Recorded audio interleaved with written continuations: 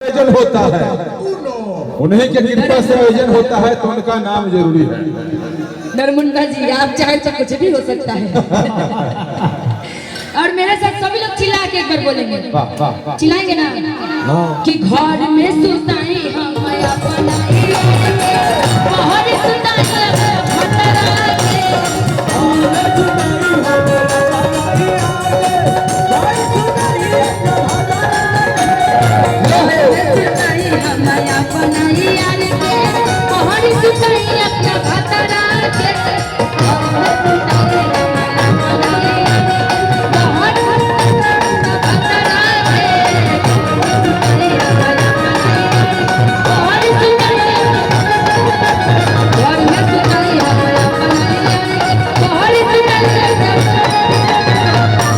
घर में सुताई हम अपना, अब बाहर सुताई हम। Love you. क्या बात है, क्या बात है, क्या साथ देते हैं आप लोग।